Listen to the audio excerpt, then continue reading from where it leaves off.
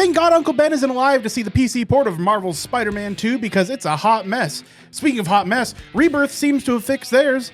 Then we answer a voicemail from a viewer about AI in video games.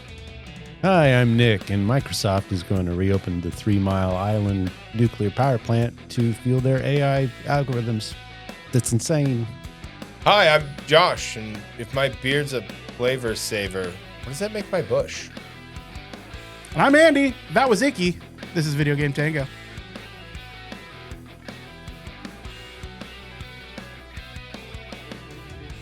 Hey, welcome back. Hello. Well. Look who Welcome. we have here. Welcome. Hey, well, we're going to do some video game discussion. Why don't we just jump right into it, Josh? Yeah. is Let's a video swing right into action here. Last week we were all abuzz about Spider-Man 2 releasing, and we talked about how seemingly well optimized it was going to be. Now, again, that was speculation based on what they were reporting, and kind of on how their last launch went. However, this was not smooth. Spidey did not sense this coming, and the game is it's rough. Yeah. Nigh unplayable by a lot of accounts. So I thought it would be fun just to kind of read a couple accounts here, a couple of reviews. Son of a gun, I picked up my phone and it went to poopy. Never mind, I got it here. Oops, you broke it. I broke it. So now this is from someone who refunded the product. In my first hour of playing, the game crashed 6 times whenever I turned on DLSS frame generation or when I chose ultimate option for ray tracing. So clearly they have a high-end rig that they thought clearly was going to be able to handle this. Yeah. The game looks great, but it's nowhere near being optimized. I don't understand why Sony rushed to release this support when the game is unplayable. I don't think I will buy the game until Sony and Nixie fix their crashes and bugs. Here's one, again, not recommended, but didn't refund the game. The game is really fun, but the bugs, glitches, and performance makes it difficult to enjoy. It really needs more time in the oven, so hold off on your money for a little while and let them optimize the game. Now, this is a recommend, a thumbs up here. And they apparently 100%ed the game. And even they say, firstly, it is far from perfect. It's terribly optimized. No doubt about that. Audio issues, a lot of frame rate drops, crashes, choppy at some points, but it's still a phenomenal game despite these issues. And I think they'll eventually drop an optimization patch to fix these. And again, there's another one runs poorly, even on my high-end system. So lots of bad reviews. Now, it is sitting at mixed currently, so not overall bad. But the last one launched smooth as butter and was mostly positive. So definitely trouble afoot. And I mean, for those watching, you can see of some of the examples of the crashes. And again, Spider-Man's not dodging shit. He's just everything's just time stopping. Something's afoot and a web. Mm-hmm. Yeah, it has gotten better in that the reviews are now mixed. Previously, they were worse. It was the one right below mixed. Mostly negative. Yeah, it's not good. There are people that are saying that with their 4090s, 64 gigs of RAM, NVMe, PCIe Gen 5, these like super hardcore systems, 9800X 3D, that they're like, yeah, this game barely plays sometimes, and it crashes to desktop pretty frequently, and that it's saying that, there's display driver crashes, and there's problems with DLSS, and there's massive pop-in and LOD errors, and there's a lot of missing textures and that kind of thing. On the other end of the spectrum, the people that are playing at the lower end of the settings, like Core i3 10th gen with a GTX 1650 or 1660, which 1650 is the minimum required. They're saying that, they're having all the same LOD pop-in issues and all that stuff. Even on the lowest settings, some people are dropping it down less than 1080p into 720 and using, DLSS to do like 60% render resolution. And it's apparently it's not doing great. So, and not only that, but for the most part, it barely plays on a 1650. Like, people are like, yeah, this game is technically playable, but not really. So it seems like the minimum recommended system requirements weren't really up to snuff for this game. Like, those might have been some really lofty goals that they just didn't meet as far as their optimizations go. People are saying that, like, I'm not able to play this on my graphics card. It won't launch. Right? Stuff like that. So beyond optimization problems, it's like an application problem. Like this executable crashes, right? It's pretty bad. I would say it's one of the rougher launches that I've seen, especially for a AAA launch. It's like maybe worse than The Last of Us Part 2 on PC, which was really, really fucking rough. So yeah, this feels like it was released by Ubisoft or something. Yeah, no, it is. Yeah, but I don't know. I would say Ubisoft's maybe even less egregious than this most of the time. So it's in a pretty rough state. On the other hand, though, I did talk about Final Fantasy VII Rebirth last week and its performance problems. I take it all back. My recommendation to wait until the patch hits still applies, but the patch hit and the performance is off the charts better now. I was having LOD issues, crashing problems, etc. Even with the game settings like on their low and medium settings, I was having a hard time. Since then, I have been able to crank everything to full and be getting 60 plus FPS and all of the weird LOD and pop-ins that I was having. No, it's still got some pop-ins from render distance. Other than that, though, I haven't had a single problem with the game. I still have to turn the settings down a little bit in order to stream it because of the overhead that OBS takes up.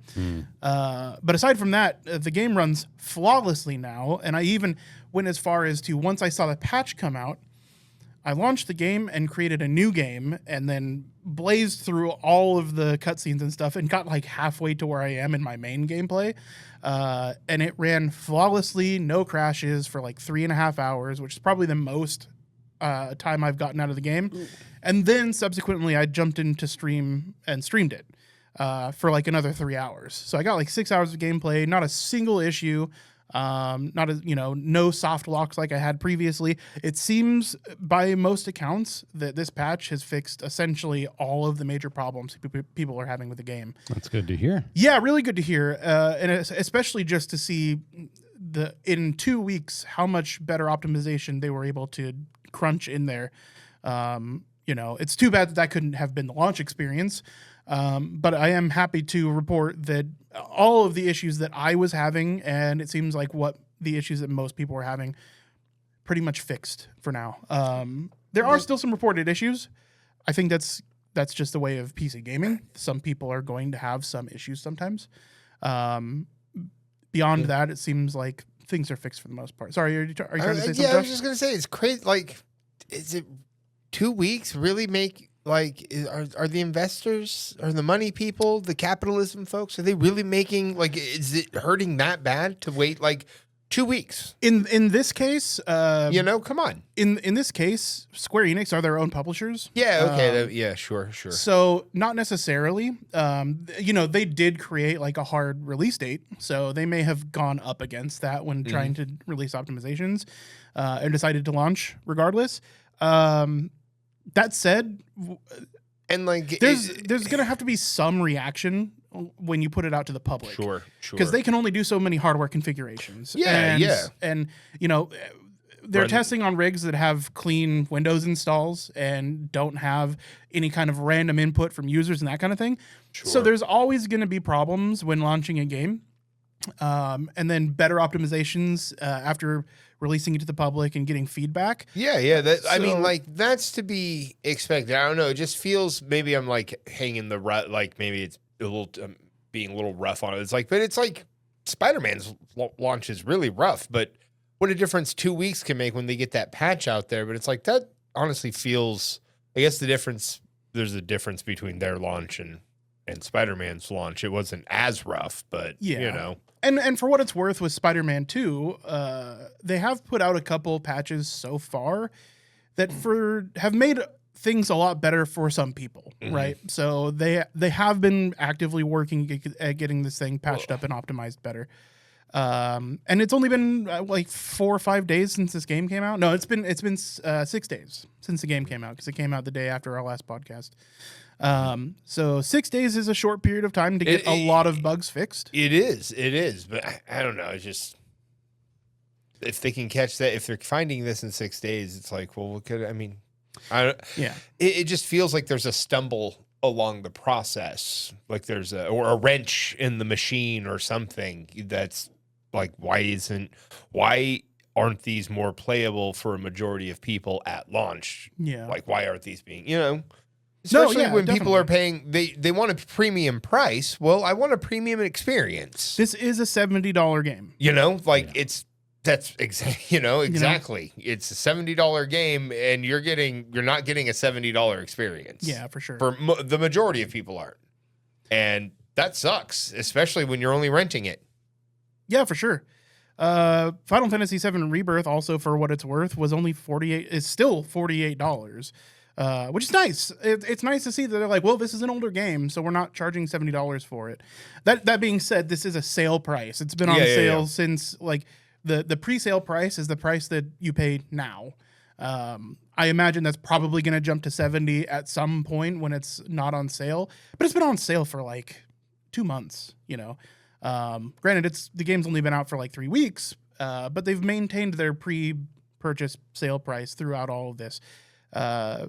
And maybe some of that has to do with the way it launched, but I now feel like I'm getting the AAA experience out of it that I was hoping for, especially after the release of Remake. Remake was flawless when it came out on PC.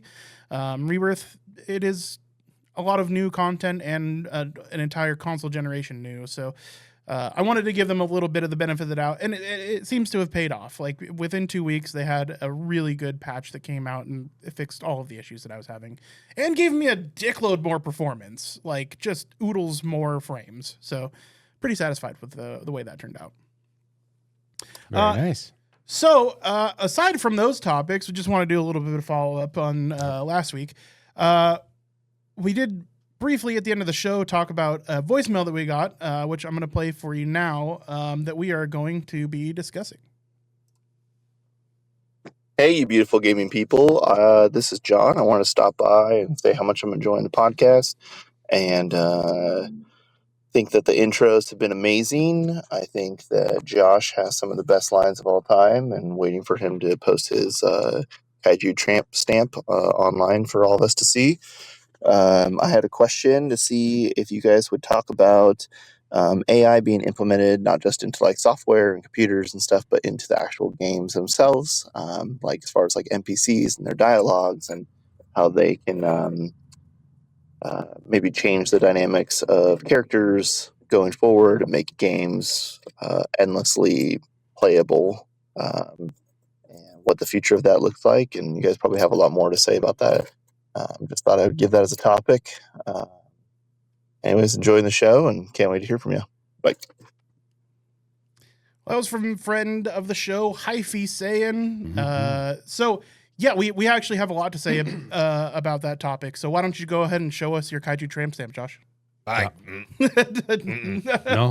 it's secret. Privileged information. No, obviously it's AI that we're going to be discussing this week. So we talked pre-podcast about how we were going to just discuss this, how we'd like to format it, and we realized that it's going to be really hard to format because a lot of discussion A turns into discussion D, which brings you back to discussion A, which will then take you to discussion C.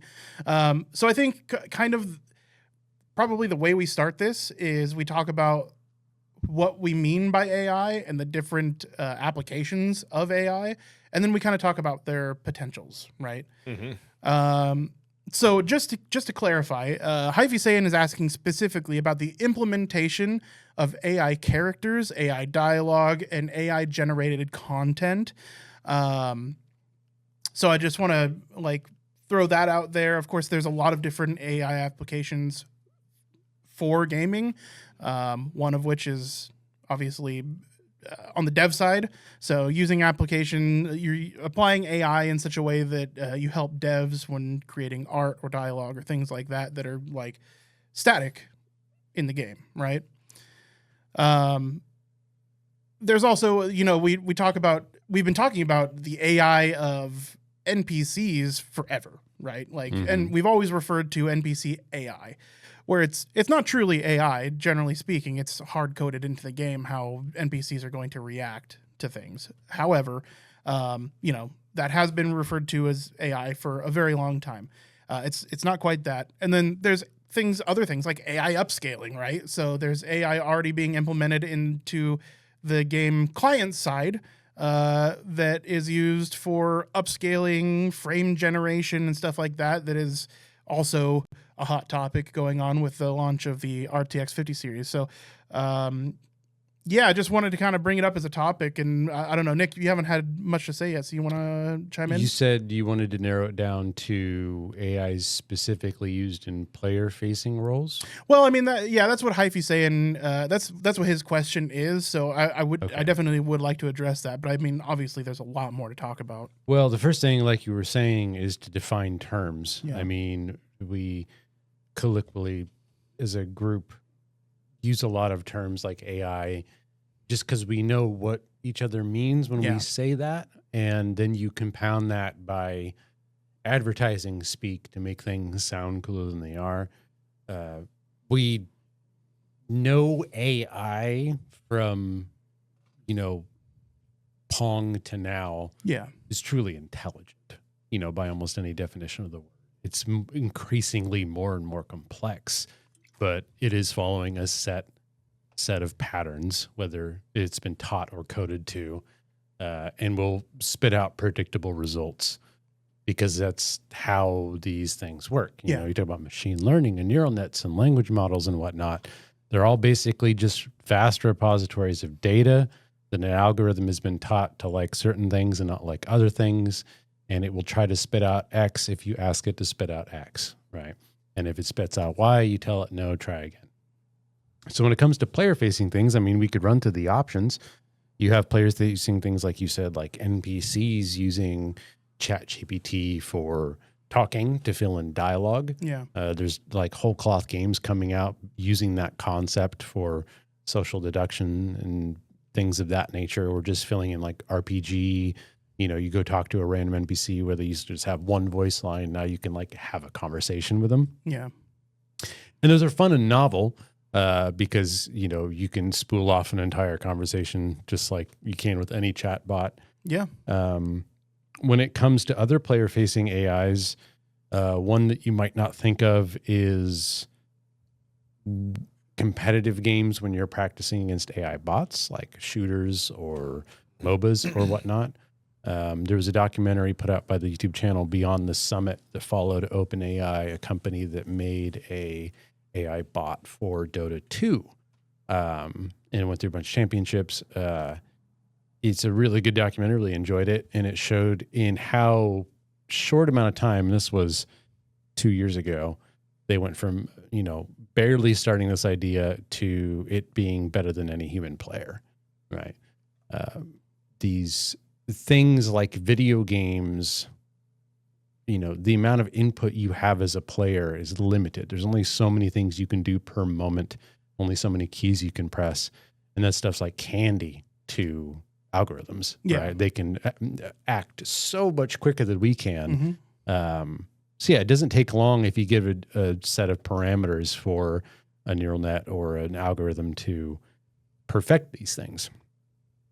Is there any other player-facing AIs you guys wanted to talk about specific? Yeah, I mean, there's also really rudimentary use of it, right? So, like, for instance, there is in World of Warcraft retail, there is an add-on that uses AI, right? In that it will use AI to voice quest text, right? So you get that much more immersion in the game. And it uses one of these LLMs essentially as Large language models. Yeah, that gives each of these AIs their own unique voice as well. So it'll pitch up or pitch down from like a large selection of AI voices that it has. So I think that's one of like the more simple, practical applications of it. It's not Blizzard themselves doing it, but it is, I think, interesting application. It's enhancing a game that already exists in a way that even the developers didn't necessarily intend to from the start. And I think that's really cool. I mean, there's infinite applications that we can discuss here. So it's really hard to narrow the topic down as far as like player facing, because part of the discussion to be had here is like, what is the potential for AI? We have games in the works that are completely AI made, completely AI driven.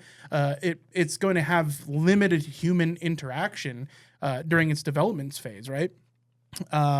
So we're seeing games from AI implementation as small as voicing NPCs in a game that already exists, to creating full games using AI only, right? To the point where like it is doing all of the development, including the art in a lot of cases in these games. So it only takes humans to give the AI parameters, and then it makes it within the rule set it's given.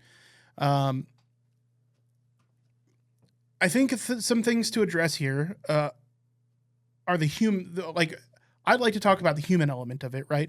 We've talked at length in this podcast about AI implementation, especially with the big AAA studios.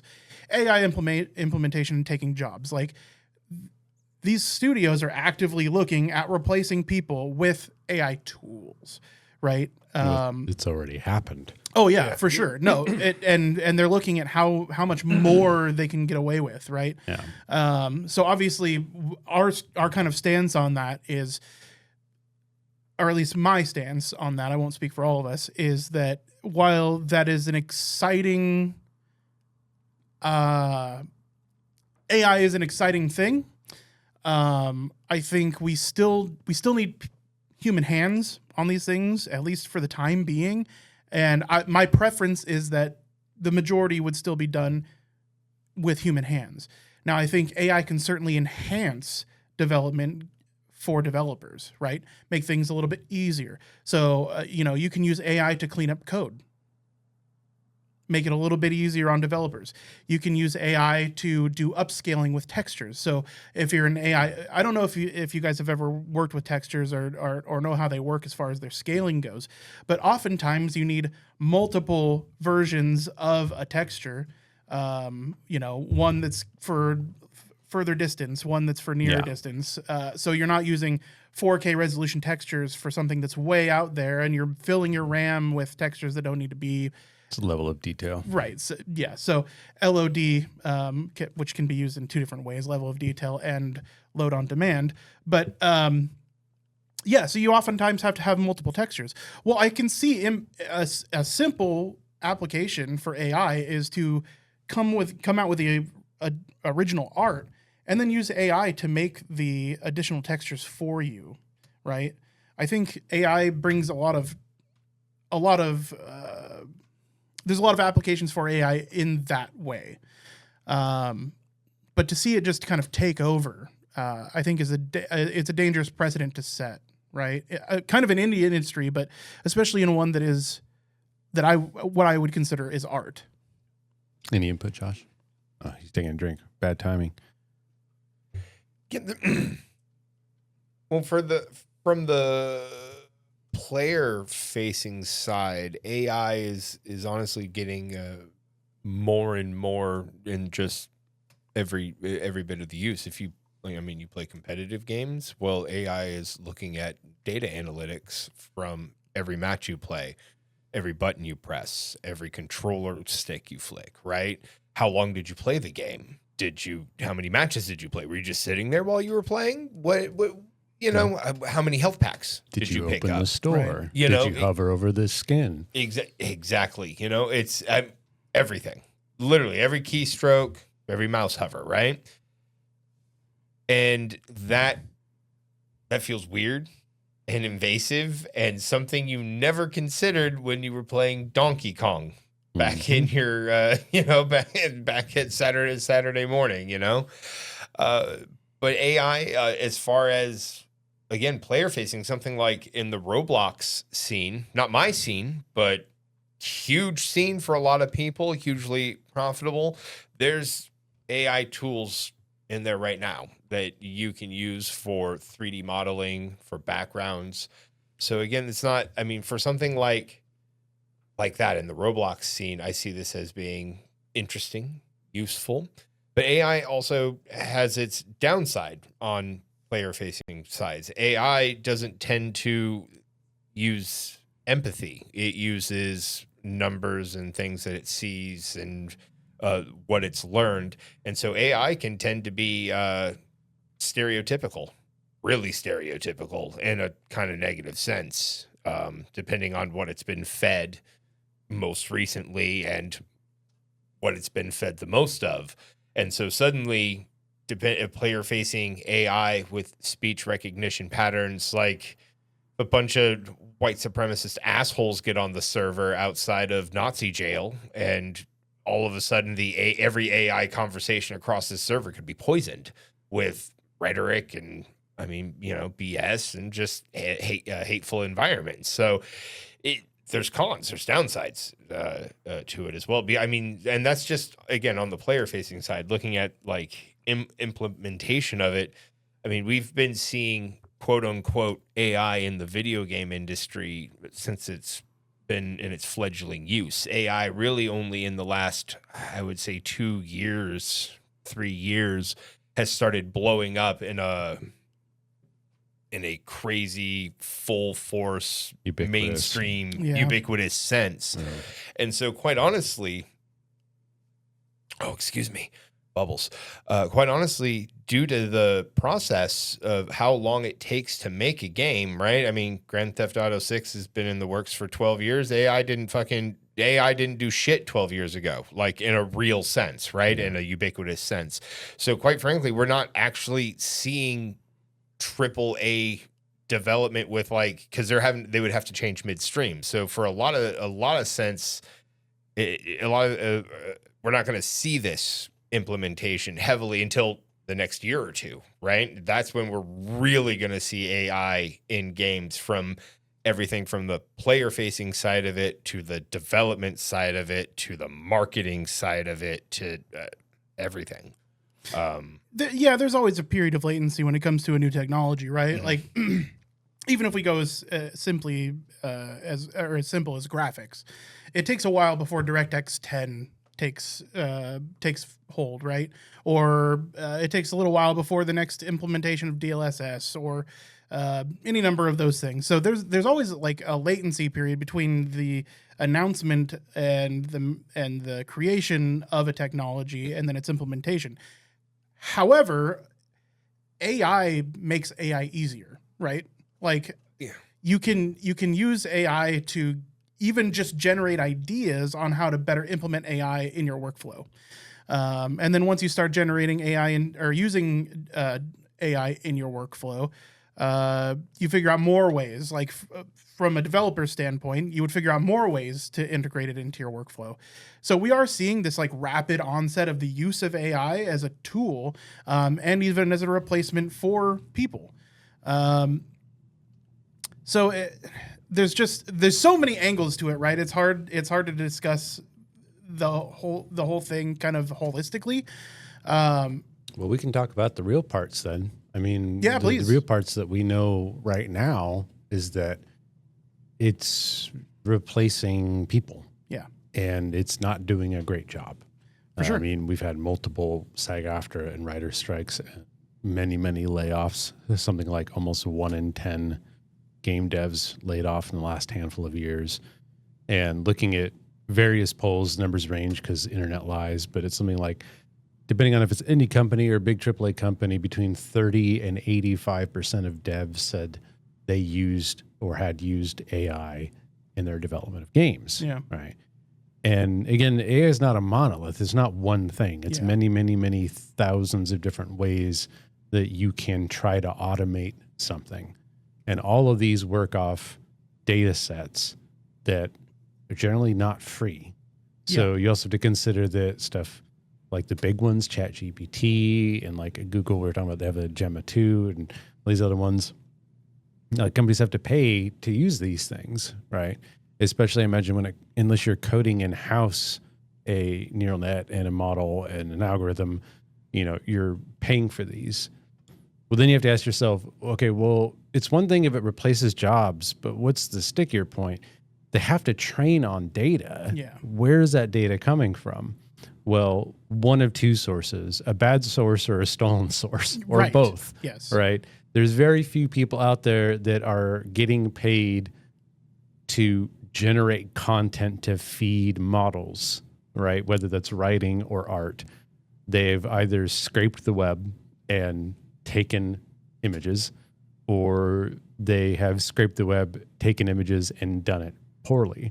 What I mean by that is a lot of these things have this very common problem, which is garbage in, garbage out.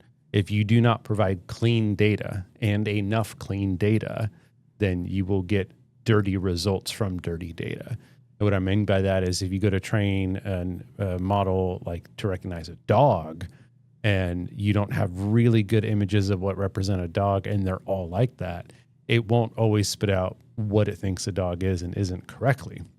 It's just a simple example. So we see stuff like you were mentioning, NPCs using dialogue or AI voice doing these things. And they're nascent, right? They're new. We're seeing this in a consumer level, like you said, in the last couple of years. This stuff's been kind of going on about 5, 10, 15 years now, and it's really starting to blow up. I'm of the opinion two things. One is not going away. It is only going to get stronger. This is a new tool in the human toolbox, like the wheel or fire, right? Or the internet. Two, it is limited in what it can do. And three, if it is not done alongside curated human hands-on work, it churns out garbage. Mm-hmm. I mean, everyone and their brother has seen bad AI art or writing or audio. It's because usually those things are free and they're easy to do, right? It's like eating nothing but marshmallows, So when I see like games that say they're fully AI or, we're implementing this AI system, my first thought is, okay, well, whose data did you steal? Yeah. Two, if it's a bigger company, how many people did you fire to turn this out? And three, how much do you want to bet the quality? Is it going to be as good as what a human could put out, right? This is going to change. In 10, 20, 50 years, it's not going to look anything like it does today. Right. In the same sense that AI didn't look like anything like it looks today 15 years ago. Right. 2 years ago. Yeah. 2 years ago. I mean, the sheer amount of short video clips I'm seeing coming out of some AI generators that look real when 6 months ago, it's always spaghetti coming out of the mouth. Yeah. It doesn't take long for humans to find a way to fix this stuff. I do think it's limited until we've figure out another fundamental way to run a model that isn't just predict based off the data you have. There's going to be caps to what this can do. But I mean, it's going to be fundamental as Perlin algorithms for generating maps, in 10, 20 years. Everything's going to use it. And because we live in a capitalist hellhole, people are going to lose jobs and it's going to replace people. And companies are going to use it as much as they can until it starts costing them profit because people won't buy it, right? Yep. I could easily see stickers saying, no AI as like a selling point. For sure. 100%. Made with human hands. Yeah. Like an ESRB sticker where it's confirmation from third party, that's done some kind of ethics check at the studio to see if it's been made using 100% human hands. Well, I think we will see that. I have no doubt. Mm-hmm. Now, is there good things about AI? I mean, already I'm sure there are, and there's a lot of, you mentioned earlier AI helping with work. I think that is definitely a bigger deal on the indie side of the market than it is on the AAA. Because if I had to bet money, I'd say that like everything that happens in a society, if we find a way to do something cheaper or faster or easier, we just make the employee do more work. Yeah. It's not like they get to do less work, right? Yeah. It's like, oh, well, now we make this 10 times faster. Good, you can make 10 times as much and keep working just as much, right? And you can work in the cafeteria. Now you have some spare time to help Rhonda in the cafeteria, right? Yeah, it'd be great to talk to a dev about this stuff and, from a bigger studio. Some more, another pro for, again, player-facing AI. I see it going game by game, right? So in an RPG standpoint, maybe like one that you're playing by yourself, it's not a World of Warcraft, it's a Dragon Age, it's a Mass Effect, right? So I see some AI being used in the NPCs to have more dynamic combat from your NPC characters, and again, with audio being so ubiquitous, I could see that being helpful for disabled people wanting to play games, using, they make a controller that a guy can play with his face. How helpful would it be to throw in some baller voice recognition in there for him? So,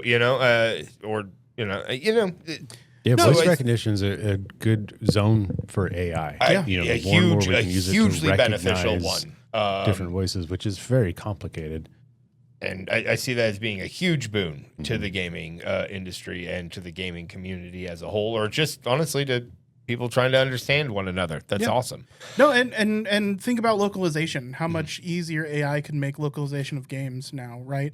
Now that's loss of jobs. So you have to take the inevitable. It is inevitable. It is something that we don't necessarily have to embrace, but that we have to understand is going to happen.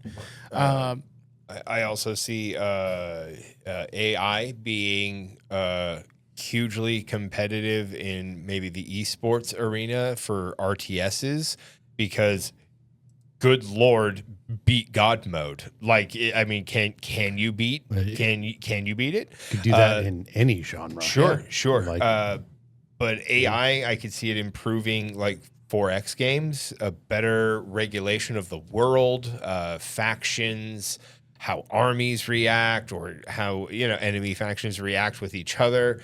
How much did you love playing Fallout New Vegas and a decision you made?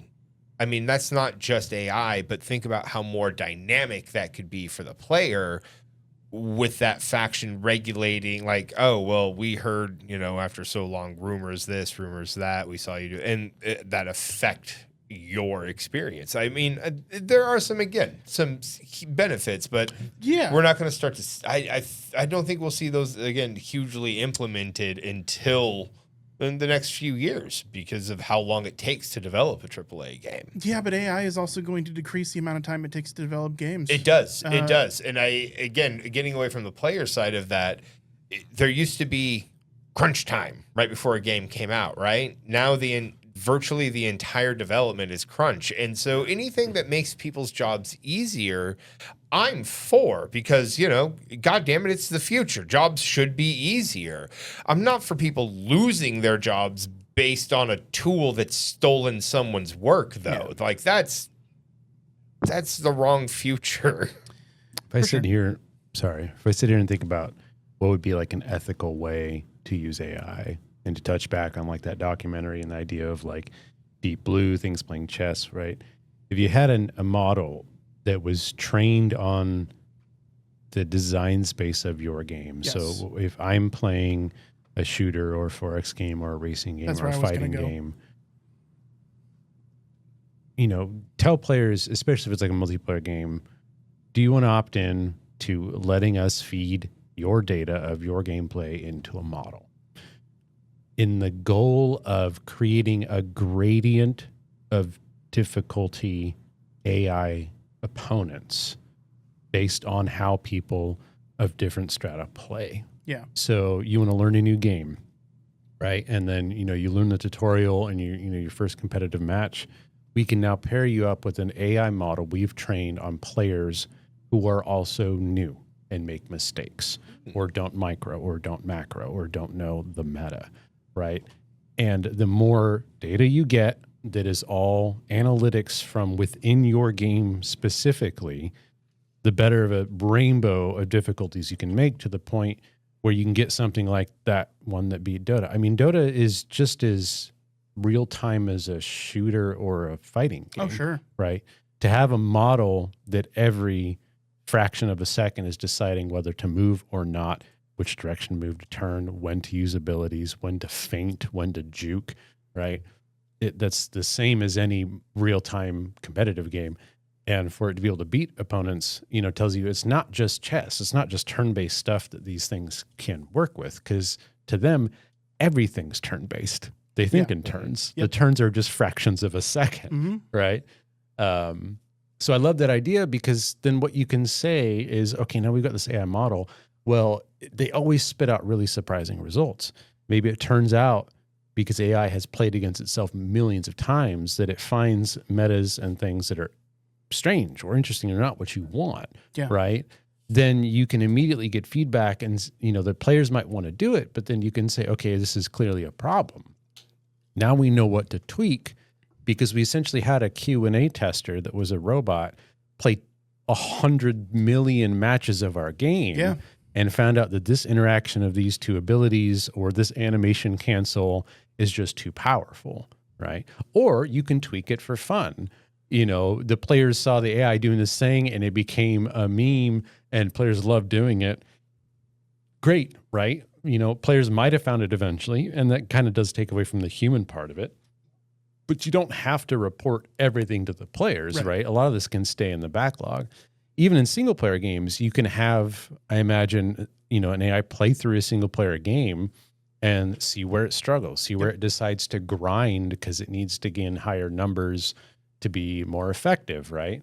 That idea of like a gradient AI difficulty, to me, would be a really good use of a model, because it's like free testing on the whole scope of things, you know? I mean, imagine, we'll use Marvel Rivals as an example. Say your AI can play 200,000 games, and it gives you a data set that says in 60% of games, teams with Venom win. Yeah. It could even give you suggestions as far as like what kind of tuning needs to be applied in order to bring down the efficacy of Venom, so things are a little bit more balanced. I also think there's cool potentials for AI.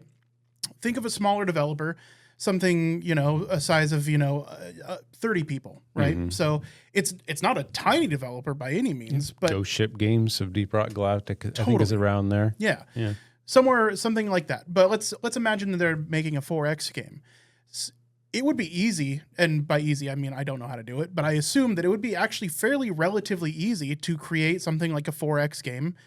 Human hands on the whole time. They create the game that they set out to create, right? But then to implement AI to give you an infinite number of factions that you could play against that are essentially randomly generated, right? Aggressive, curious, diplomatic, But even creating the art for these factions, right? Like you could have a potentially infinite number of factions that you could play against, right? And they have character models and they have unique units and stuff like that. That's not out of the scope of possibility. In fact, I think that's civil wars within each other. Sure. It speaks to that world regulation and world building aspect of it there. The two big sticking points is that any game, even turn-based ones, something like Civ or, whatever, the design space is massive. The amount of things that you can do at any given moment and the number of moments in a full match is a multiplicative factor, right? Yeah. You're talking about hundreds of trillions, or if not quadrillions, of outcomes, especially in a Civ game where they can go 500 turns. Right. And every action creates a every nearly unit needs a outcomes. command every turn, and they can go in many different spaces. Right. And then you have real-time games, right? Like there's a reason it took OpenAI, a whole team of people, many years to create a model that played one character, right? It couldn't play all of them, just one character really well. Right. On top of all that effort, which takes a lot of humans that are really good at making these models, I mean, they have to know exactly how to tell the model what it is that they want. You can't just say, I want you to win the game. Yeah. Right. On top of that, you then have to run the simulations, which isn't cheap. It isn't free. It's especially something like, imagine a live action game. They can't play a game a second, right? You can not have it put out the video, but you still have to play it at some speed, which is why I think feeding in player data would help assist with that, right? Because imagine how many matches in Marvel Rivals are happening like right now. Totally. Or games of Civ, right? There's so much information being made. Yeah. And they're recording that. Yeah. But Josh mentioned it earlier, like the model that runs matchmaking. I saw a video on YouTube, watched it, shared it around. The guy basically posted, NetEase, the company who owns Marvel Rivals, makes it. Just a few years ago, they put out a big, massive paper on an AI model they use for matchmaking, not to balance skill, not for player fun and engagement, but to find the design space, the levers to pull, like what happens that makes a player quit the game the most. And the paper says, because if they've quit the game, they can't spend money on it. Yeah. Right. So they found that certain, win-win, loss-loss, win-loss, win-loss, loss-win-win. Like, what is the pattern that is the worst for us monetarily? And if that happens, then give the player teammates through your matchmaking algorithm, it makes them more likely to win. Yeah. And if they start winning too much, give them teammates that suck. Mm-hmm. Right. And we've seen it in action. And you can look at almost any player's reports. Like if you have 3, 5, 7 wins in a row, you will then have losses. Yeah. Like unless you're a full 6-man stack, which kind of breaks the rules, because the game wants to keep everyone at a 50% win rate. Right. It's a weird, super roundabout way to do skill-based matchmaking. Yeah. Right. It's not skill-based. It's just to have like a 55 or 60% win rate in something like Marvels means you're really, really, really good. Yeah. Assuming you have enough games, like you haven't played just like a few dozen, right? Because the game doesn't want you to have a 60% win rate. Yeah. So, I see other cool applications of AI that I can think of, and I think about this all the time, right? Like this is the conversation that we're having. I have in my head all the time, right? So I think there are a lot of cool applications and potential for AI. I feel like we are going to lose a lot of jobs in the process, and if there were, some kind of safety net as far as that we're concerned, I don't think that it'd be that big of a deal. Unfortunately, things aren't like that. We do not have a good set of rules and laws and practical understandings even for AI, right? we barely have good rules and laws for the internet itself. Right. 100%. Nobody can agree on the rules, laws, and standards that we should have on the internet. AI is going to be way harder to legislate and to make rules for, and it's going to take a long time before there are even like social standards for the use of AI, right? Like, it's a weird space. But I think there are still a lot of cool applications. Like one thing that I can think of is, I think it allows creative people to be creative. Even in this is in opposition to just like stealing art. It's right? a spanner in your toolbox as an 100%. artist. Yeah, right. totally. It's not the toolbox itself. It's just another ratchet. Right.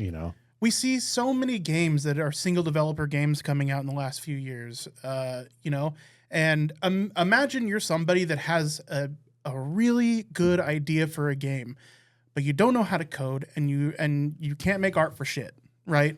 How are you supposed to make that happen without oodles of money so you can hire a team with... Instead, you can leverage your graphics card and an open source LLM and start making a game, right? The coding, right? All it takes is fine tuning and adjustment. You give the set of parameters and rules to your LLM, and it will give you code. I made my own little application not long ago that ran in command line that just literally found all of the words we use in our podcast and then gave it to us in a list from most used to least used. That way I could make search a little bit easier for our podcast. So like when going back in episodes, I can look up topics. I can see, I can see where we talked about stuff previously. I can refer back to old podcasts without having to rewatch all of them with a Control F, right? It's really super handy. And it took me, I don't know, like 2 hours to figure out how to do it. Yeah. And I didn't even have to figure anything out. I just had to make corrections, right? Yeah. Like, I don't want you to do it this way. I'd rather it done this way. And it even got to the point where like, I was like, I want the spreadsheet in a format that is readable by Google Sheets. Right. And because it's open source, it said, okay, no problem. I'll go ahead and do that. So that's where the output, that's how it output. So I can very well imagine somebody using, there's like a paywall for AI, especially now. Oh yeah. None of it's going to be 100% free. No, but the ease of entry of AI, I think, is a lot better than building a game from scratch. Right, like when it's $200 a month to you to do unlimited use of OpenAI, ChatGPT, to help you code stuff. That's excellent, and to create art for you when you can say, I need a texture for this model of this resolution, and I need it to follow these parameters. It's a humanoid subject, and I need it to fit in this space. Right, like you can do that. So I think there's a lot of potential for people with good ideas, just like an artist or a layman that's trying to make art. Like I have an image in my head of what I would like to draw. I can never translate to the paper. Yeah. I think that allows a lot of people that have really good ideas to make them come to life. And that's where I see kind of the most potential, is just giving a really powerful tool to everybody. I think it levels the playing field for the little guy a little bit. I think really my last point would be we're losing a lot of jobs, not just because of AI, but a large part due to AI. And the real answer is that a lot of those firings also have to do with COVID, over hiring and a bunch of economic stuff, because when you get to these big AAA companies and the products they're putting out, there's passion behind individual people in the company and what they're working on. But the project itself is a money-making scheme. Yes. These live service games are trying to find the perfect dials to tune in to get into your wallet. It's rare for major studios to put out true, like especially single-player passions of love, right? That don't have some freemium shit attached to them. Yeah. So it's going to be really hard, and we're going to see a large brain drain in the market. I think the only real path I see forward for a lot of these devs is turning indie, right? Yeah. It's hard because video game, rarely indie companies are going to have the money to promise you a stable paycheck.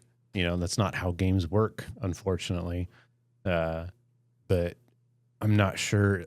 It's either that or do different coding, right? Do art for something that isn't video games. Do coding for something that isn't video games. It's not the only software out there.